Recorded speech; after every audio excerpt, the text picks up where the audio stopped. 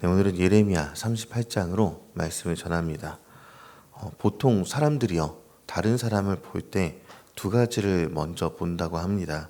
그 사람이 가진 힘이나 혹은 그 사람이 가진 자리, 이런 것들을 먼저 보게 되는 것이죠. 힘 있는 자리에 어떤 사람이 있거나 인기가 있으면 그 사람이 뭔가 할 수 있을 것이다 라고 그렇게 생각을 하는 것입니다. 반대로 아무 힘도 없는 자리에 있고 또 사람에게 그런 능력이 없어 보이면 그렇게 기대를 하지 않는 것이죠. 근데 성경은요, 이 계산을 자주 뒤집어 놓습니다. 힘을 가진 사람이 아무것도 하지 못하게 되는 것이고 아무 힘도 없던 사람이 결정적인 일을 해내는 그런 장면을 성경 곳곳에서 만나게 된다라는 것이죠. 그리고 오늘 예레미야 38장 이 본문은 바로 그런 내용을 다루고 있습니다. 한쪽에는 한 나라의 왕이 있고 다른 한쪽에는 이름조차 낯선 이방인 넷이 하나가 등장합니다. 근데 정작 그 위기의 순간에 사람을 살린 게 누구인가 봤더니 왕이 아닌 그 이방인 넷이 종이었던 것이죠. 시드기야를 먼저 보도록 하겠습니다. 유다의 마지막 왕입니다. 바벨론 군대가 예루살렘을 에워싸고 있었고 성 안에는 더 이상 먹을 것이 없는 그런 위급한 상황이 있었습니다. 그런 위급한 상황 속에 예레미야가 무엇을 했는가 봤더니 계속해서 같은 메시지를 반복적으로 전합니다. 그 내용은 이 성이 바벨론의 손에 넘어갈 것이니 항복하는 자는 살 것이다 라고, 그렇게 항복하라라고 이야기하는 것이죠. 그리고 이 이야기를 듣는 유다 백성들 그리고 심지어 귀족들은요, 백성의 사기를 꺾는다면서 왕에게 예레미야를 죽이자라고 계속해서 요구합니다. 그래서 이 귀족들은요, 예레미야를 끌어다가 시위대 뜰에 있던 왕자 말기야의 웅덩이에 던져넣기까지 하게 되는 것이죠. 물이 없고 진창만 남아있는 그런 웅덩이, 그러니까 먹을 것이 아예 없는 곳입니다. 예레미야가 구덩이에서 나오고 난 뒤에 시드기야는요, 은밀히 예레미야를 불러서 하나님 말씀을 구합니다. 예레미야는 항복하면 살고 저항하면 이 성이 탄다라고 다시 한 번 더 반복적인 메시지를 전달하게 되는 것이죠. 그런데 시드기야는요, 여기 이상한 말을 합니다. 그 19절에 기록되어 있는데요, 바벨론이 두렵다도 아니고 자기 백성이 두렵다라는 말을 하고 있다는 것이죠. 신하가 두렵다라고 했었던 이 시드기야가 이제는 자기 백성이 두렵다라는 말을 합니다. 이미 스스로 답을 알고 있으면서도 시드기야를 마지막까지 붙잡은 것은 무엇인가 봤더니 사람의 시선입니다. 왕관이 그의 머리 위에 있었지만 그의 순종은 사람들의 눈치에 달려 있었다라는 것이죠. 결국 예레미야가 전 하나님의 말씀을 따르지 못하고 성은 무너지게 됩니다. 그럼 이 시드기야의 반대편에 누가 있었는가?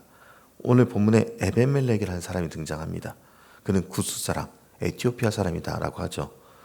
아프리카 출신의 이방인이며 내시입니다. 이스라엘 회중에 속할 자격조차 법적으로 없던 사람이 이 구스인 이 에벤멜렉입니다. 그런데 예레미야가 진흙에 빠졌을 때, 던져졌을 때 왕궁의 그 누구도 아닌 이 사람이 먼저 움직이는 것을 보게 되는 것이죠. 아예 힘이 없는 사람입니다. 그런데도 그는 말하죠.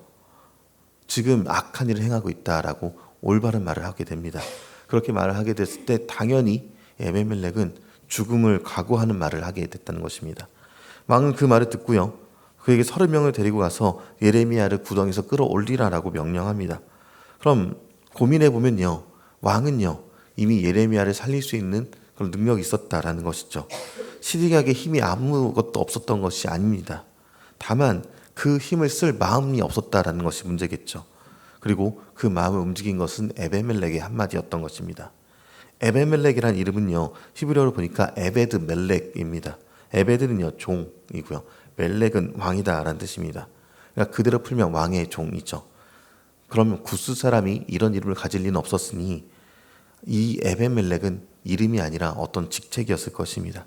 그럼 이름조차 없는 사람이, 아무 힘 없는 사람이 그렇게 권면하게 됐다는 것을 오늘 본문에서 보게 되는 것이죠. 그런데 이 본문을 읽다 보면요, 이 이름이 묘하게 들리게 됩니다. 정작 왕에게 순종하면서 왕의 종답게 행동한 사람은 왕궁 안에 없었다라는 것이죠. 오히려 이름 없는 이방인 하나가 그 이름값을 홀로 살아냈습니다. 그래서 에벤멜렉이라는 이름이 오늘 등장할 때 아주 중요하게 등장하는 것이죠. 에베드라는 단어는요, 구약 전체에서 강제로 매인 노예를 가리키기도 하는데 동시에 하나님과 사람 앞에서 성실히 맡겨진 자리에서 움직이는 사람, 존귀한 이름이 에베드라는 이름을 갖기도 합니다. 이 에베멜렉은요, 자기 이름 그대로 자기에게 주어진 자리에서 마땅히 해야 할 일을 했다라는 것이 오늘 본문에 등장하고 있는 것이죠. 그런데 그 마땅함이 한 생명을 살리기까지 했습니다. 말로만 그치지 않았고 왕의 허락을 받은 뒤 낡은 옷과 헝겊을 구해다가 굶주려 있고 쇠약해진 그 예레미야의 몸이요, 밧줄에 상하지 않도록 구할 때조차 세심하게 배려하는 모습입니다. 힘없는 사람의 순종은 이렇다라는 것이죠. 큰 소리를 내지 않고요, 자기를 자랑하지 않고 그저 눈앞에 한 사람을 봅니다. 그가 어떤 모습에 처했는지를 보고 그 사람을 살리기 위해서 최대한의 모든 것을 다하는 것입니다. 필요한 일을 끝까지 해내는 것, 이 자체가 중요하다는 것이죠. 힘없는 자의 구체적인 순종입니다. 힘없는 자의 구체적인 순종, 우리는 예수님을 통해서도 이 일을 다시 읽죠. 빌립보서 2장 6절과 7절의 내용에 보면요, 종의 형태로 번역된 헬라어 둘로스가 구약의 에베드 같은 어원으로 쓰이는 단어들입니다. 이사야가 노래한 여호와의 종, 예레미야 38장에서 진흙구덩이에 밧줄을 내리던 그 종의 마음이 예수 안에서 완전한 모습으로 나타났다고 우리는 빌립보서를 통해서 읽게 되는 것이죠. 예수님은요, 하나님의 아들이시면서도 자신의 자리와 권한을 조금도 붙들지 않으셨다는 것입니다. 오히려 가장 낮은 자리로 내려가서 십자가에 달리기까지 하시면서 순종의 모습을 보이신 것입니다.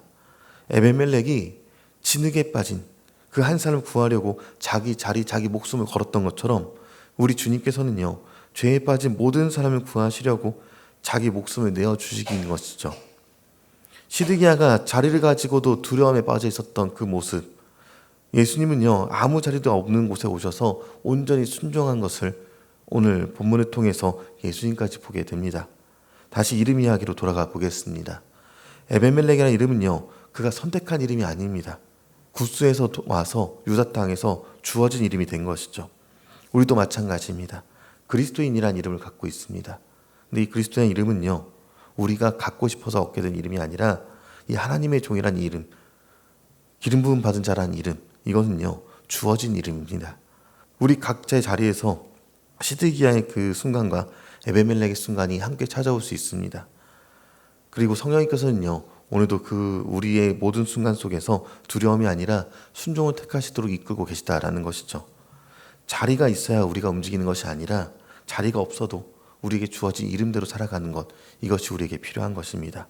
그래서 이 이름을 기억하시면서 우리의 이름대로 주님, 우리에게 맡겨진 그 자리대로 그 자리에서 최선을 다하게 살게 해달라고, 우리 가정이, 우리 일터가 나를 통해 그리스도의 사랑을 있게 해달라고 온전히 주 앞에 나아갈 수 있는 저 여러분이 되시기를 주님의 이름으로 축원합니다.